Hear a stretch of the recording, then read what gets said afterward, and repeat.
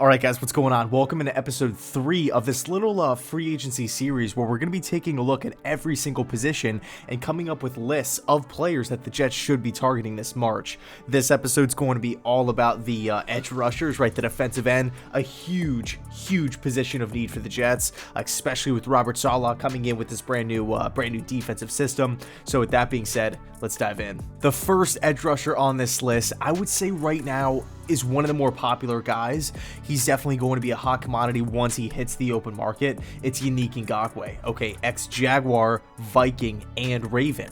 And believe me, it sounds totally weird to say that, right? How is it that this guy has had a pretty productive NFL career so far? He's 26 years old, right, entering his prime, and he's essentially going to be a hot commodity once the open market hits, and he's played on 3 teams. It's a weird situation. I completely understand it, but look, Yannick Ngakoue has made it work. 8 sacks in 2016, his rookie year with Jacksonville. Okay, the year after that, 2017, he follows it up with a huge 12 sack season. That's the season where he really made a name for himself. Then 9.5, and then 8, and then 8. Okay, so I would say right now the best word to describe Yannick Ngakoue is consistency. Okay, so you're looking at the production, right? The sack numbers. Obviously, he's shown the ability to get after quarterbacks on a year-to-year basis, no matter the defense, no matter the team, no matter the defensive scheme, no matter the players around him as well. That's a plus, all right? But when I use the word consistency, I'm also referencing his durability and his reliability. In 5 years, 5 seasons of playing NFL football, he's missed 2 games. 2 games in 5 years, remarkable. Okay, so right now we're looking at Yannick Ngakoue as a potential Jets target, right, as a potential free agent acquisition. Does he fit the system? The answer is yes. Just a true edge rusher who can pin his ears back and go, right? He has great speed off the edge, just a burst by tackles. He's been doing it his entire NFL career so far. We will have to shell out top dollar. Let's not beat around the bush. He will demand a very high price tag. But at the end of the day, Yannick Ngakoue is a highly productive, reliable, consistent, durable edge rusher who is now entering his prime. Moving on.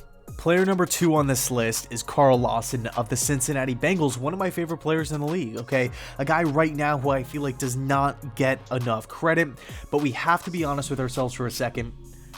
The sack numbers in 2020 were not there. 5.5 sacks.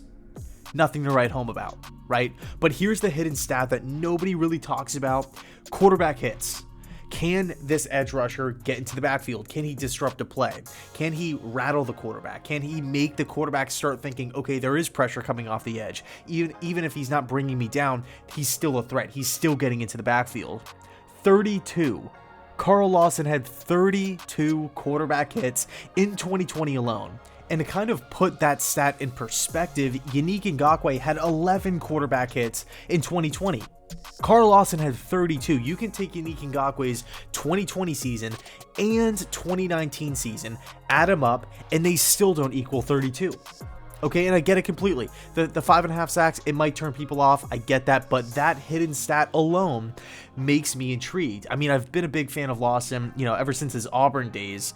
So I think right now, overall, when you're looking at Carl Lawson, this is a player right now with untapped potential. He still has room to grow. He hasn't reached his ceiling, all right? He's shown the ability to get in the backfield, to hit the quarterback, to beat tackles. He has speed. He has power, really productive college career. There's a lot to like with Carl Lawson. It's just the sack number. Again, 5.5 sacks, nothing to get excited about. So what does that tell me? It tells me that Carl Lawson needs a good coaching staff. I feel like Robert Saleh could be that guy to take Carl Lawson in, not on some sort of mega deal where he's expected to bring in 14 sacks, but just we could bring him in, line him up as that consistent defensive end, and really put Lawson in the best position to have success. I think it could be a secret match made in heaven. Edge rusher number 3 on this list is Carrie Harrison of the San Francisco 49ers. This one right now I would say is pretty obvious. There's a lot of people expecting this to happen. I mean, there's so many dots that you can connect here. Number one, Carrie Hyder was always kind of this rotational, just another player in the NFL. It wasn't until he landed in San Francisco with Robert Saleh where he snagged 8.5 sacks in 2020. All right, 1 year with the Niners, burst onto the scene. So he could theoretically be one of these guys that the Jets bring in on a cheaper contract. Why? Because he only has the 1 season, and he wasn't dominant in that 1 season. But talk to San Francisco 49ers fans. They love him. They loved Carrie Hyder. He really burst onto the scene last season with so many injuries. There was injuries all about. I mean, throughout the defensive line for the Niners, Carrie Hyder stepped up. He produced under Saleh.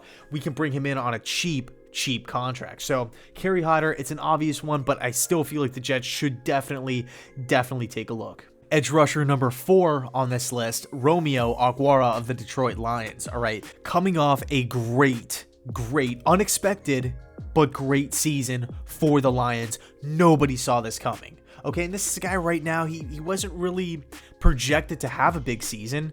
Bounced around, right? Giants, then Lions, kind of one of the guys. 10 sacks last year. 10 sacks, played in all 16 games, started in 9, 3 forced fumbles. Okay, Okwara was a dominant force for the Detroit Lions defensive line last season. And let's be honest, it was a mess. The Lions' overall season last year was a mess under Matt Patricia. And it was just, they needed a change. I'm happy they went with Dan Campbell, but it's beside the point. The point is, Okwara is coming off a really good season. He has great size and speed. By the way, he had 18 quarterback hits last season. Again, that underrated stat. I think right now, much like Carrie Hyder, much like Carl Lawson, if Okwara can team up with a Robert Saleh, with an Ulbrich, really get the best out of them, right? That's the assumption. I don't feel like the Jets are going to be looking at potential free agent defensive ends, signing them, bringing them in the building, having a plan for them, having a great defensive staff in the building, and then them not pan out or just flame out of nowhere. I don't really see that happening. That's happened before in the past, not necessarily with defensive ends, but with just draft picks and stuff, like the Jets just not really having a clue how to use guys. Look at Leonard Williams for an example. I mean, numerous draft picks that the Jets have just squandered because we pick them, we like their physical attributes, but we just don't know how to use them. Quentin Coples was another guy, a guy with so much potential, so much size and speed and power, and we just had zero clue how to use him. So Okwara is a guy right now, again, he's not going to demand this mega deal, give me $18 million a season. No, it's not in the cards, all right? Okwara could be coming in on a relatively cheaper contract with every single tool needed to be a successful defensive end. So Okwara, I definitely would take a look. Even though I will say this, I've talked to a couple Lions fans and all of them want Okwara back. They all love him. He's kind of a fan favorite at this point, but we'll see what happens. Edge rusher number 5. This one's pretty controversial, okay? I feel like some fans will like it, but the majority of fans will hate it. But I'm pretty intrigued by it, okay? And by the way, we actually have a bonus one at the end after this edge rusher, but it's Jadaveon Clowney. Jadaveon Clowney right now is probably the guy that I feel like people are just sick and tired of hearing his name. They're just done with him, right? He played on the Texans, he's been on the Seahawks, he's been on the Titans, and he's coming off a very disappointing season.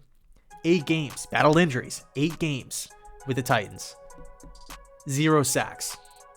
0 sacks, 8 games with the Titans. Pretty disappointing, right? Pretty disappointing. Didn't do well with Seattle, didn't do well with Tennessee, up and down with Houston, motor issues, injury issues. He kind of reminds me of one of these power hitters in baseball, right? A guy who at one point in time was a really big name, a guy who can still do it. He can still hit homers. Clowney can still sack the quarterback, set the edge, be that athletic force on the defensive side of the football, but you have to hope that the stars align. You have to hope that he's healthy. You have to hope that you have the right system in place, and I feel like the Jets have that. You have to have the right defensive-minded head coach in the building. The Jets have that. You have to have a player's coach, a guy who can get Clowney motivated, ready to go, ready to attack the quarterback. The Jets have that, okay? I feel like the Jets right now, with all of this cap space available, we can be looking at Jadaveon Clowney as one of these guys right now that everybody's selling their stock on. Yeah, we don't want him. He's injured. He doesn't play hard. He missed a bunch of games. He had 0 sack production last year. Everybody's selling. I think it'd be pretty intriguing to buy, right? Let's buy the Clowney stock because it would be so cheap. And the upside is tremendous. It would be a low risk, high reward style of move. Because if he doesn't work out, the Titans tried, it didn't work out. Not the end of the world. The Seahawks tried, didn't really work out. Not the end of the world.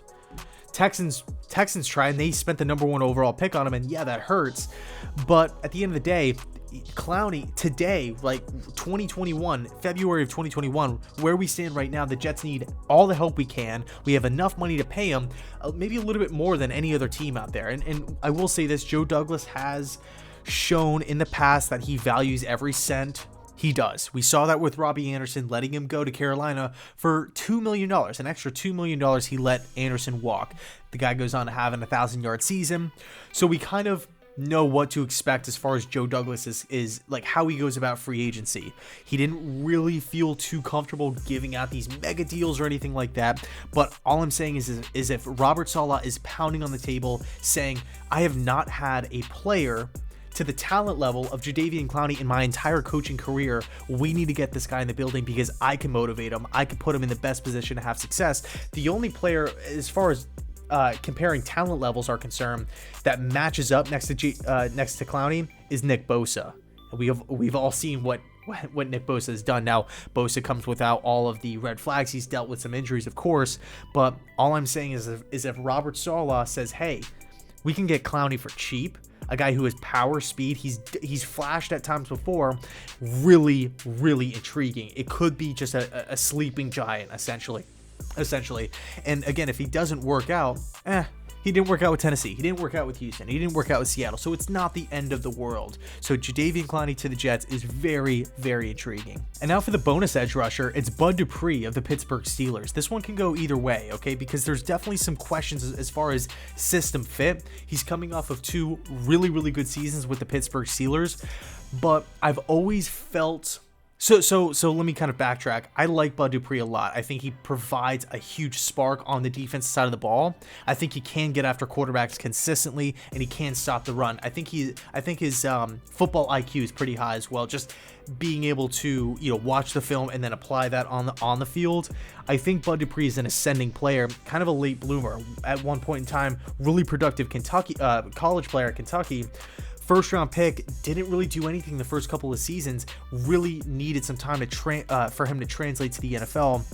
It took him a long time to blossom, but Bud Dupree right now, he's finally starting to make a name for himself as that 3-4 outside linebacker, pass rusher, that stand-up guy. So there are question marks like as far as scheme fit, and he will demand a lot of money. But I think at the end of the day, Bud Dupree can play in a 4-3 system. So if the Jets want to go that route, they can. I can see it happening because they have that financial resource. They have those financial resources available. But there's still some question marks about the system fit, but nonetheless, if we were to bring in Dupree, he would be a huge upgrade. So I'll leave it there. Thanks so much for watching. Let me know your thoughts down below in the comment section. Who are some defensive ends that you would want the Jets to target? And yeah, thanks so much for sticking with this channel. And as always, go Jets.